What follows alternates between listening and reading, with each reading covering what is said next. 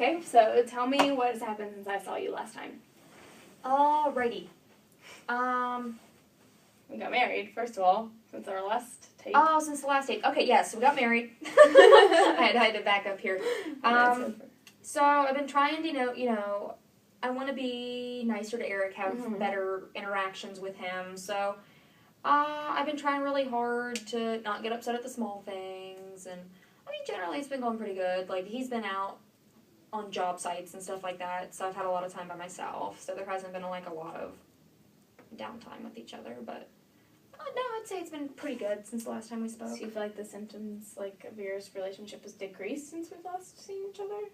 I'd say, but I know that relationships go up and down, so it's kind of like, I just want to continue to practice, kind of taking some deep breaths, and relaxing, or like something just to kind of combat me for whatever comes next, because sometimes I'm in a bad mood and sometimes I'm not, so maybe symptoms have decreased, I guess, to answer your question, but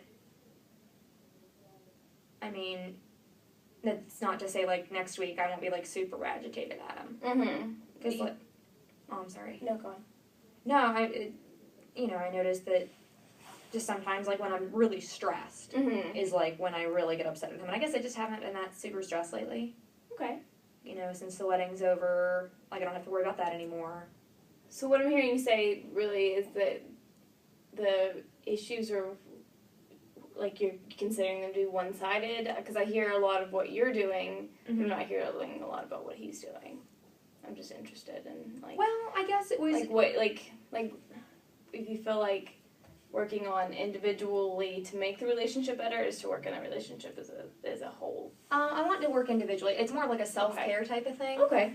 So, because, I mean, it is two-sided. He needs to communicate with me, and I need to communicate with him. But I just want to work to do my part. Yeah, to make sure that you're, like, the best person you can be to be in a relationship with him. Right. Okay. So, what I'm hearing you say is, I guess, the issue at hand here is to identify it, is that you want to improve your, I guess, like, improve yourself and improve how you deal with him so you don't snap at him over the little things. Right. Just kind of, like, calming techniques and, like, that kind of, like... So, I want to be able to just... Yeah. When you said calm, like, I just want to be okay. I just want to be accepting of him. So I just kind of want to be able to, so I won't snap at him and it won't affect the relationship. So we're kind of, I guess we're looking at, like, things in me then, is what we're talking. So, like, personal characteristics, like, Christine, calm down. Okay. So your relationship will be better. I guess that's so why. that's kind of, like, the add-on, but the main thing is self-care. Right. So, yeah, so I just basically want to stop overreacting to things. Okay. So you could turn that into an I statement. You feel like... Okay, so an I statement. Like something that he does that... No, something, like, I think that you feel like you want to improve yourself because you snap at your husband. Oh, okay. Okay, I got you. That probably wasn't a good example. Well... I'll try one and you can tell me if it's right or not. I feel frustrated when he doesn't notice how well I've kept, or how, I feel frustrated when he destroys my cleaning, because I've worked so hard and it's kind of feels like a slap in the face. Okay. Or am I supposed to say something like... No, I think that was actually really good. Or, I'm frustrated when I'm frustrated because... No, I mean, I think what you said was actually really good, but I guess what important is, does it help? Does framing it in that way help you? Because sometimes I feel like maybe there's, like, a back and a forth, like...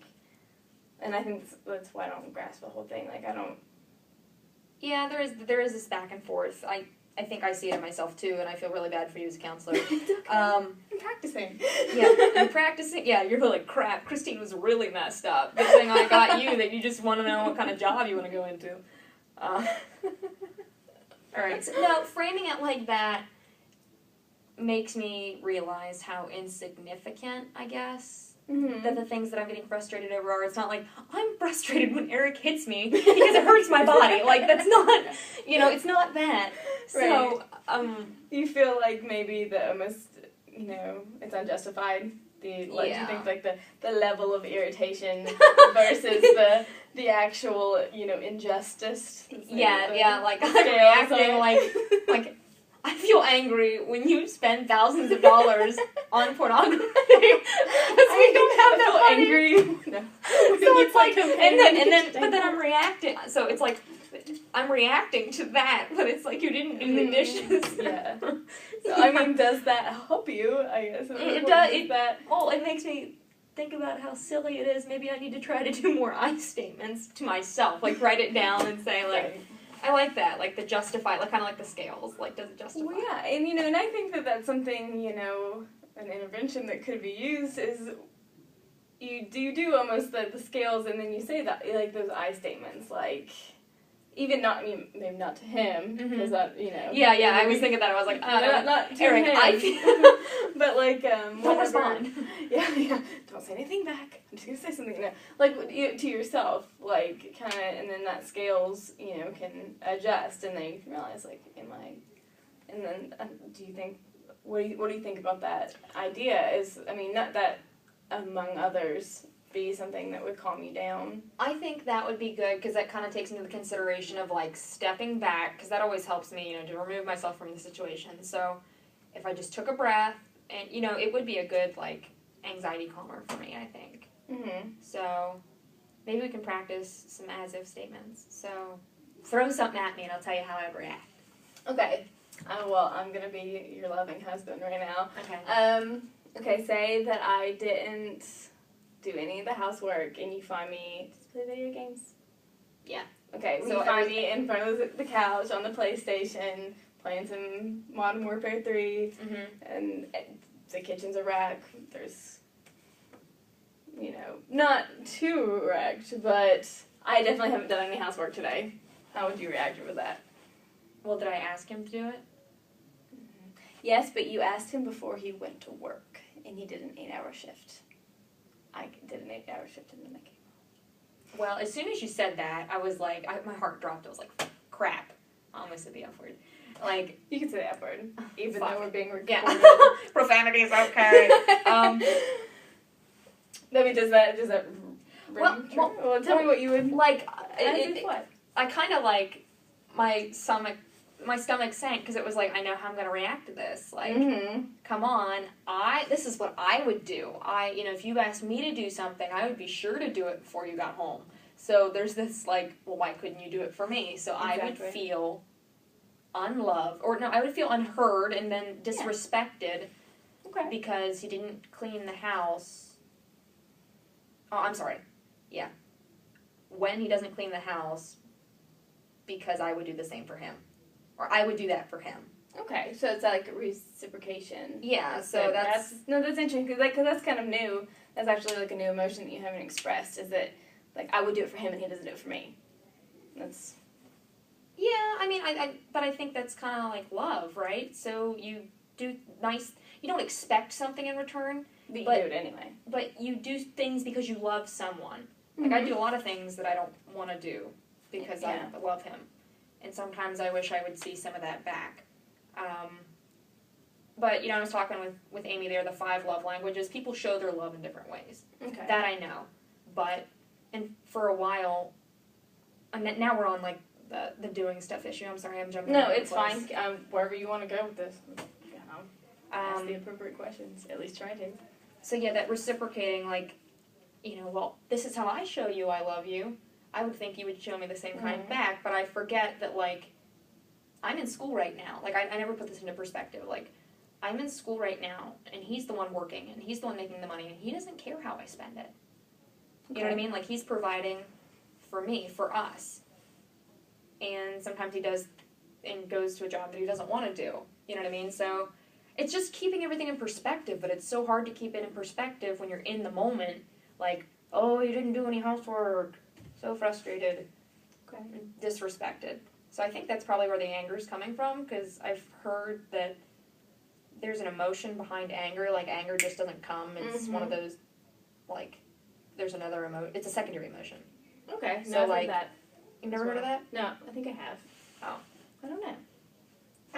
think about it, like, so when you get angry, you're feeling hurt, you're feeling disrespectful, and from that you go into anger. Yeah, like it's just like I feel the one, and to cover it up, I just get angry.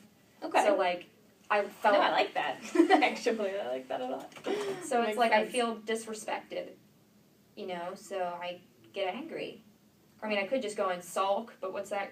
I mean, I guess maybe that's the reasoning, why sulk when you could just get angry and tell them how you're feeling. So it's like I can't control. Well, I guess I can. I can control how he makes me feel. I can't control how he makes me feel, but I want to control how I react to it. Okay. And but see, the counselor coming out and me knows that that's wrong, that I can choose how to feel and how to react to it. Yeah, with practice. Yeah. Yeah, so you think that's what I should do, is just practice then? Like, practice trying to not make things a bigger deal than they're supposed to be. I think that yes, I think that that's, important because that's something you want. I would never push that on you, like, I think you need to change the way you're reacting because I don't like the way you're reacting. I think you're coming in saying that you don't like the way you're reacting and you would like to change that. And with change, you'd have to practice. Does that make sense? Yeah. No, I like that, how you're not pushing that on me and telling me that the way I'm reacting is wrong, because I feel like when I talk to other people, that they're just going to sit here and judge me and go, oh my gosh, she's just a bitch. And I mean, I am, like, overreactive, but it's nice to know that you're not condoning it or you're not saying it's bad, so. Yeah, because, I mean, it's not my place and I'm not in your relationship. I mean, but when you come and say that that's something you want to change, then that's something you should change. So I guess I'll ask you, what are some things that you think you can do, I guess, before I kind of assign anything to you? Okay, so... Alright, so we've got, like, the as-if statements that we talked about. It's, like, just to kind of judge, like, is my level of responding really up to par with what is happening? The taking the deep breaths, and taking 10 seconds for myself. Because I know that walking away from a situation and letting me, like, reflect on it's good, so maybe I'm, like, just so it doesn't interfere with every relationship that I have. And, hey, I gotta peace out. That I just take a few seconds to myself. I think maybe some deep breathing. And I know these are all, like, techniques or whatever, but I think that the deep breathing, I think, would really help, like, through your stomach, not just, like, right, stuff, like, through your neck.